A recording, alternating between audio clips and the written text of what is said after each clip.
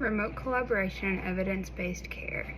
Hannah Carneal, Capella University, Nursing FPX 4030, Dr. Janice Linton, January 2nd, 2025.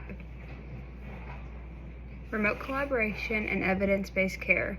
Hello, my name is Hannah and I am a registered nurse. In this video presentation, I will present an evidence-based plan to improve the outcomes of a 65-year-old male patient with congestive heart failure. In this presentation, I will examine the collaboration of other healthcare professionals and how they work as a team to provide care and what challenges they may face when providing care to this patient.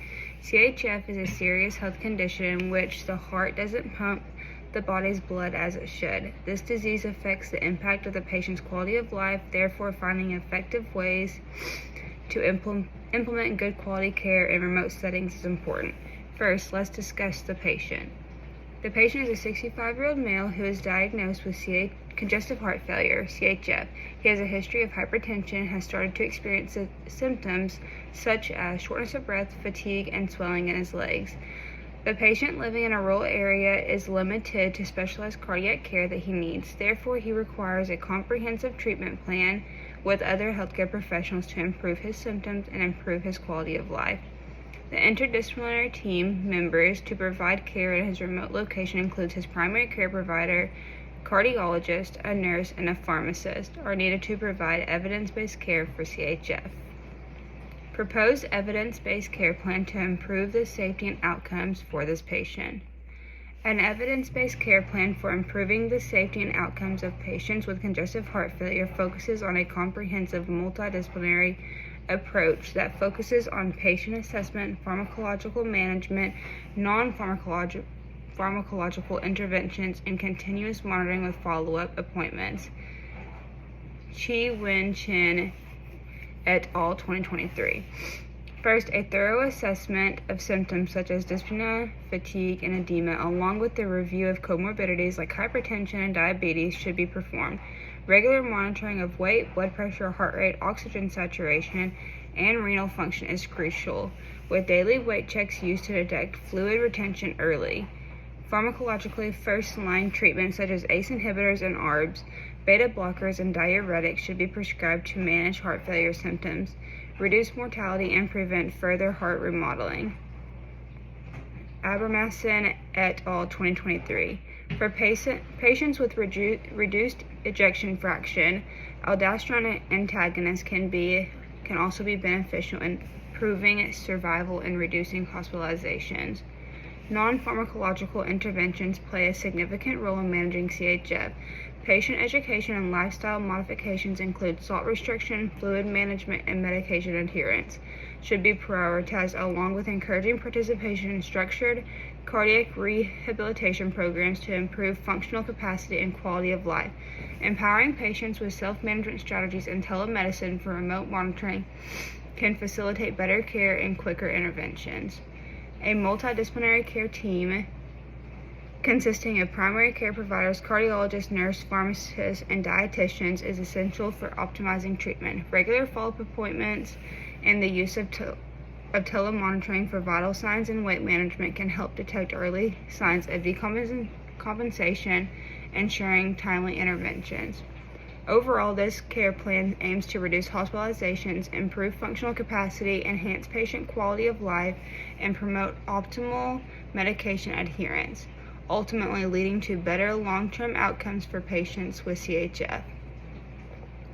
Now let's discuss how Stetler's model can be used to develop a plan of care for this patient.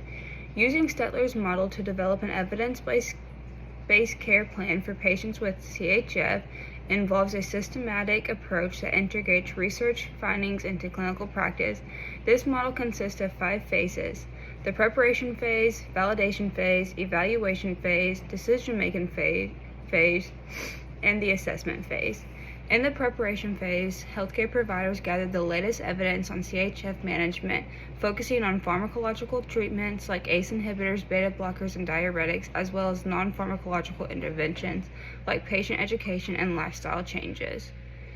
During the validation phase, the evidence is critically appraised for relevance and applicability to the patient population. In the evaluation phase, the care plan is implemented ensuring regular monitoring of symptoms, medication, and patient adherence. The decision-making phase includes tailoring interventions based on individual patient needs, such as managing comorbidities or providing mental health support. Finally, in the assessment phase, outcomes such as reduced hospitalizations, improved functional status, and enhanced quality of life are measured with adjustments made to the plan as needed. This structured evidence-based approach improves the safety and clinical outcomes for CHF patients. Next, I would like to reflect on which evidence I found in the research that was most relevant and useful when making decisions with the care plan. The most relevant and useful evidence found in the research was the effectiveness of self-management and pharmacological interventions, specifically watching salt intake, daily weight checks, and following a strict medication regimen, which includes ACE and ARB diuretics and beta blockers, showed improved cardiac function and reduced symptoms in CHF patients. The evidence showed supporting pharmacological benefits to reduce symptoms in patients with CHF to deciding to initiate this into the care plan for this patient. This evidence to support non-pharmacological evidence such as the daily weight checks, follow-up visits, regular exercise, decreased salt intake was also important to include in the plan of care to improve the patient's quality of life. Self-management and knowledge of the disease helps patients stay compliant with medications and awareness of worsening or new symptoms to help decrease hospitalization. Putri and Hadwadi, 2022. Finally, I want to identify the benefits and strategies to mitigate the challenges of interdisciplinary collaboration to the plan of care within the extent of a remote team. In the case of this patient, the benefits of the interdisciplinary collaboration in a remote team includes improved care, better communication between team members, and enhanced patient safety and outcomes. To mitigate the challenges faced by remote collaboration, strategies such as regular virtual meetings and follow-ups can be implemented to ensure effective communication is being used. There must be clear roles and responsibilities for each team member and up-to-date electronic system for all team members to access and share information. In using these protocols, it will help maintain consistency, provide regular checkup and feedback sessions to address issues or progress that may be happening, and implement effective communication to provide the best possible care for this patient. Thank you.